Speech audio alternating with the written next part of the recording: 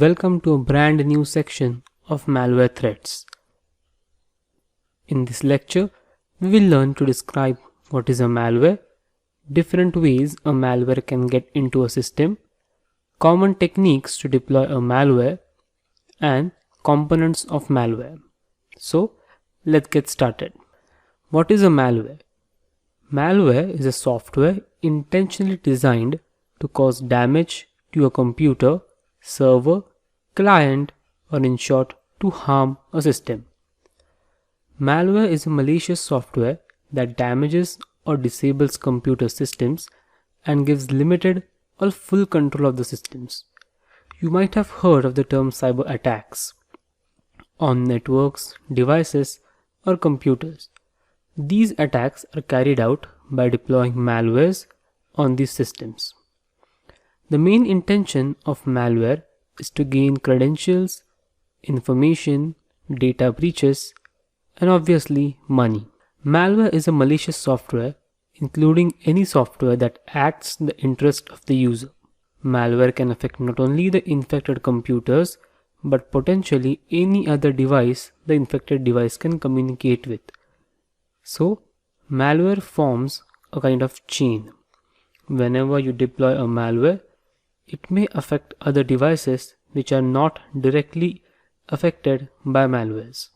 A few examples of malwares can be trojans, viruses, worms, spywares, botnets, adwares, rootkits, and many more. We are going to talk about viruses, worms, trojans in our upcoming lectures. So how can your system get affected because of a malware? Insecure patch management, what does that mean? Whenever your system downloads updates or patches for softwares, the website from which the softwares are being downloaded, if the website is infectious or it is attacked by an attacker, instead of downloading a patch, it can download a malware. Then network propagations, like I said, it forms a chain. If one computer is infected, it can potentially infect other computers on the same network. Email attachments. Nowadays you have always heard about the word phishing attacks, which are mostly carried out because of emails, spam emails. Suppose an attacker sends you an email saying, here's the opportunity to get $1,000, download this software and win $1,000.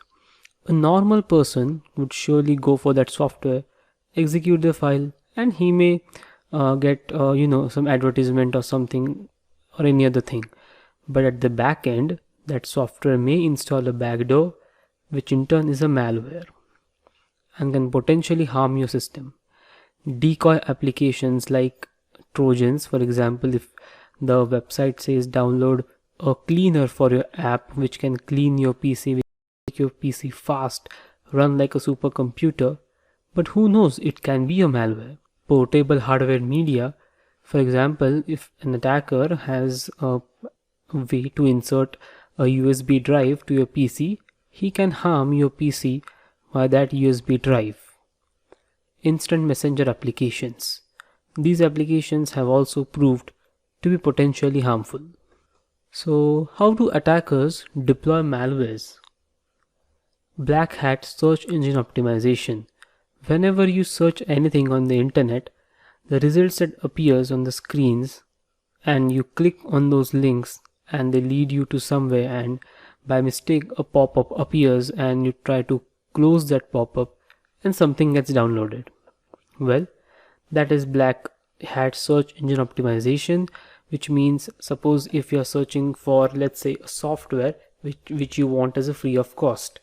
So attacker can analyze the results of search engines and try to guess which victim is searching the word maximum times, and he can send a malicious link to that software and you may end up downloading a malware.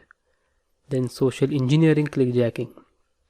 Attackers and hackers who are pretty intelligent have a decent skill of social engineering, which we will be learning, which is an art of humans to tell them to reveal them their identity, their passwords. Then drive-by downloads, downloads from unnecessary websites, non-trusted websites, spam emails. Again, I told you that spam emails are one of the most highest rated types of deployment malwares, where people end up you downloading some files. Now you would ask the question, but Gmail is secure. Yes, even if Gmail is secure, the Gmail application doesn't literally scan through the websites or emails or files an attacker can send. It doesn't have that much of time to scan lakhs and 10 millions and thousands of emails which are sent every day. So educating people about phishing attacks is very important. What are the components of malware? Well, cryptor, downloader, dropper, exploit, injector, obfuscator, packer, payload, and malicious code. Components of a malware software relies on the requirements of the malware author who designs it for a specific target to perform the intended task. So component may depend upon what task is supposed to be executed. The first thing is cryptor. Cryptor is a software that protects malware from undergoing reverse engineering or analysis, thus making the task of security mechanism harder in its detection. Downloader. Downloader, a type of trojan that downloads other malware from the internet onto the PC. Usually attackers install downloader software when they first gain access to a system. Dropper.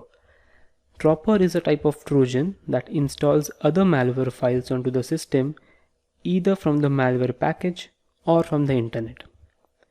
Exploit. We have heard about the term exploit in the security terms. Let's have a quick revision here. Exploit is a malicious code that breaches the system security via software vulnerabilities to access information or install malware. Injector.